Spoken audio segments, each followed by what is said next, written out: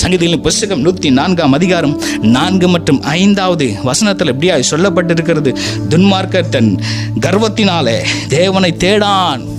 ஏன் தேவனை தேடுகிற மனசு அவனுக்குள்ள இல்ல? கர்த்தருடைய பரிசுத்த நாமத்துக்கு ஸ்தோத்திரம்.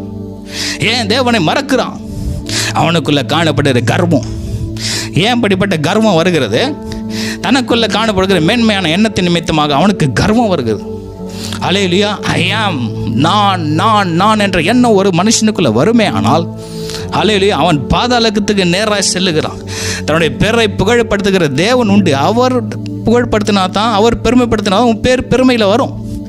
அதுக்கு நீ உன்னை தாழ்த்தணும். நீ எடுத்தோன்னே டாப் பொசிஷன் போகணும்.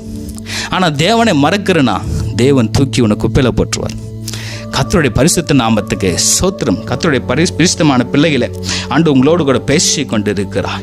ஆமென். என்னோடு கூட காணப்படுகிற கர்வம், உன்னோடு போராடி கொண்டு துர்குணங்கள், அலையில எச்சையான எண்ணங்கள், ஆமென், உங்கள் சிந்தையில் உங்கள் மனசில் காணப்படுகிற இப்படிப்பட்ட வல்லமையில இங்கே சங்கரிக்க வேண்டும். கர்த்தருடைய பரிசுத்த நாமத்துக்கு ஸ்தோத்திரம்.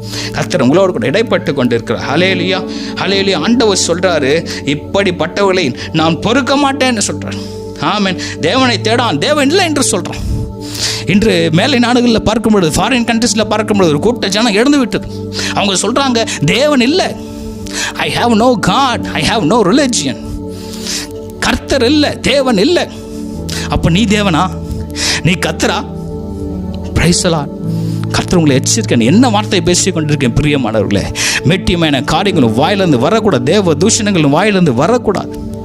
அவர்கள் தேவனை மறுக்கிற கூட்டங்களாக இருக்கிறாங்க. அல்லேலூயா. கண் போன போக்கிலெல்லாம் போகிறாங்க, தனக்கு பிரியமானதெல்லாம் செய்கிறாங்க.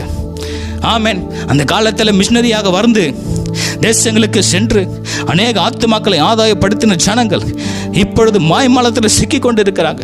ஆமென். ஹல்லேலூயா. ஆமென். பிசாசு வாழ்க்கையை, ஜீவியத்தை எடுத்து போட்டு நஷ்டப்படுத்துகிறான். ஹல்லேலூயா. ஆமென்.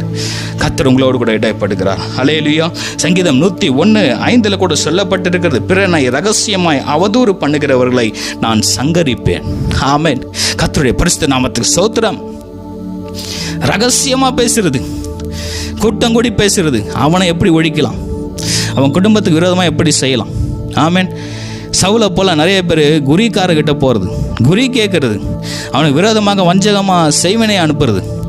ஆமென். ஆண்டவர் அருவருக்கிறார். அது அவருக்கு வெறுப்பு. நீ செய்கிறதெல்லாம் அவருக்கு வெறுப்பு.